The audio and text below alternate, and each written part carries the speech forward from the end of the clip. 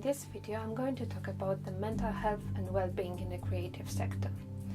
My research and personal experience as a junior graphic designer revealed that burnout has become a massive issue in the creative industry, and for employers, it can't be ignored. The reality of it has brought mental health to the fore, and that's why I'd like to investigate how employers can embed wellness into their organization's culture and why they should pay more attention to employee well-being, whether it's a corporate or small design studio. For this purpose, in the next section, I will be speaking with Thompson Gary from Mental Health in the Workplace, a training provider which supports organizations' development by promoting well-being at work. Let's start with a basic question. What is mental health?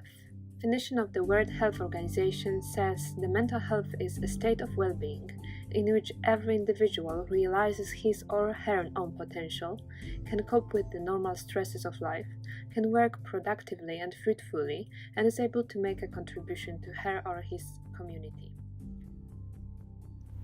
By mental health, we do not mean mental ill health. We mean the mental health we all have, just we all have physical health. It's worth to mention that staying in positive mental health allows people to realize their full potential, cope with the pressures of life, work productively, have positive relationships, and make good choices. Then, let's have a look on statistics. 1 in 4 people in the UK will experience a mental health problem each year, and if you work in a creative job, you're 25% more likely to. The Mental Health Foundations highlight that if we don't act urgently, by 2030, depression will be the leading illness globally.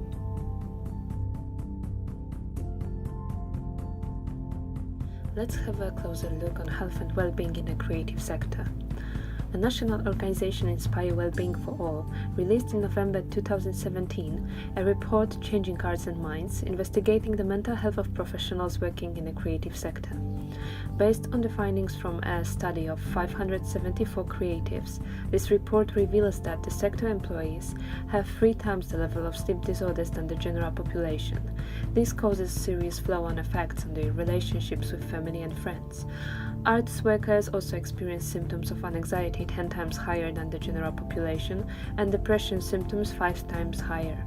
They have higher rates of suicidal planning and attempts than the general population, and their use and misuse of drugs and alcohol are significantly greater. Creative industries have also a challenge in terms of mental health in the area of creativity. The constant pressure to be at the forefront of the change, to create brilliant ideas which have to focus on the output, not the process, can negate the heart of creating, which is in the purest form for the process, not the outcome.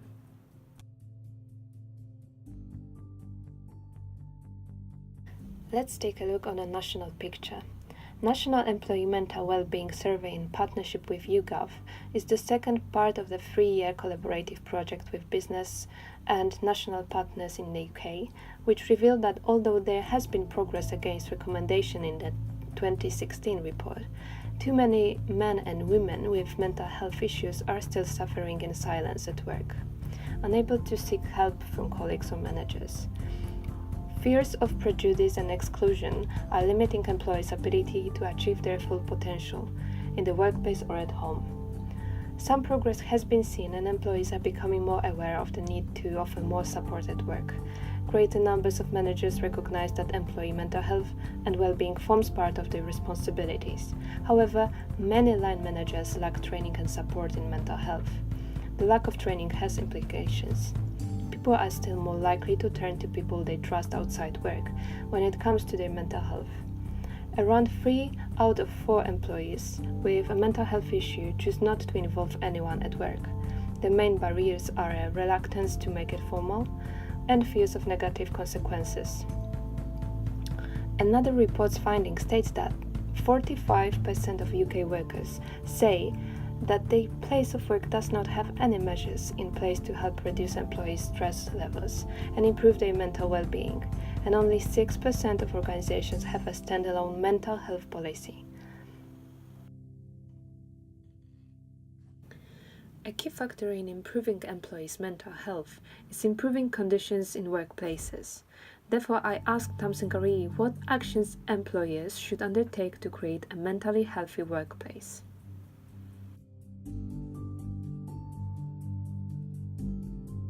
So I would say, firstly, is to invest in developing and improving awareness at all levels, because whilst employers clearly have a responsibility to look after the mental health and safety of their people, and that's in health and safety law, equally, every individual on the planet has the responsibility to look after their own mental well-being. It's down to us as individuals ultimately.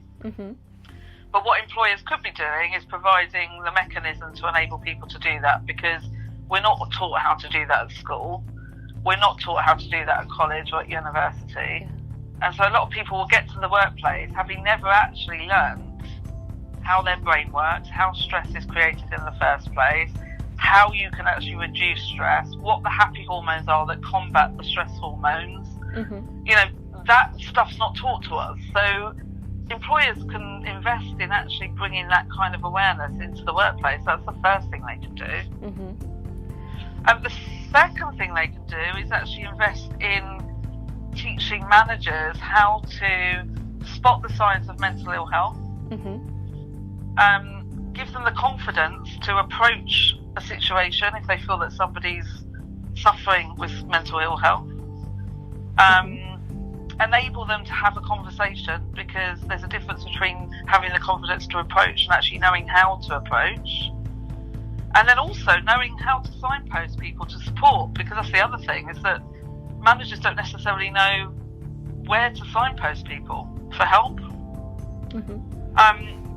They can implement employee assistance programs, they can implement breaks policies, they can have, one of my clients, a wonderful business, actually have such a thing as duvet days, where they say that any employee in the organisation has 2 days in the year on top of their holiday where if they're just feeling awful, they can phone up, there's no explanation required, no questions asked, and just say that they're having a duvet day. How these advices can be incorporated into the creative studio culture. What employee can do to maintain a positive mental health in the creative studio. First of all, employers should ensure policies are strong and echo a culture which supports mental health, making sure this is happening in action, not just on paper. Develop mental health awareness among employees. Build a good support system. Mentor new and recent employees. Understand absences and give constructive feedback and share problems. Encourage open conversation about mental health and support available when employees are struggling. Think outside the box. Offer the new technology such as VR as an innovative treatment for employees to overcome anxiety. A study from Oxford University has shown that virtual reality has the potential to treat and help people to overcome severe mental health problems by repeatedly exposing them to situations that trigger these symptoms in a safe environment. These include phobia, social anxiety, public speaking, anxieties, and stress disorders. Professor Daniel Freeman, the study lead of Oxford University, states that the initial aim with VR treatment for mental health has been proven to be as helpful as seeing a therapist. Provide employees with good working conditions. Create a pleasant work environment with plenty of natural light and good ventilation where possible. Create pathways so employees can leave their workstation and walk around and come on shared spaces. Mentor new and recent employees. Equip them with mental health first aid training. Mental Health First Aid Training, an internationally recognized training course designed to teach people how to spot the signs and symptoms of mental ill health and provide help and support to someone experiencing mental health issues on a first aid basis. And last but not least, send a clear message that mental health and physical health have the same priority. Adopt a zero-tolerance approach to stigma. It's worth to mention that employees don't hold ultimate responsibility for the mental health of their employees. This is the individual's own. What they can do is to create a culture where people are supported, where they disallow overworking, comparing, silencing problems, and start to talk more openly. Holistic approach to mental health considering employees' needs, workplace facilities and great management is the key to build mentally healthy workplace. As an example of innovative way to provide a healthy work-life balance to employee, I'd like to share an example of Amsterdam-based design studio Heldergroen. Built by Czech architects, the workspace clears out after 6 p.m. and all desks literally vanish to make the room for recreational activities such as yoga, dance classes or parties so that employees can relax or go home. This is the great example of creative workplace responsive to employees' needs.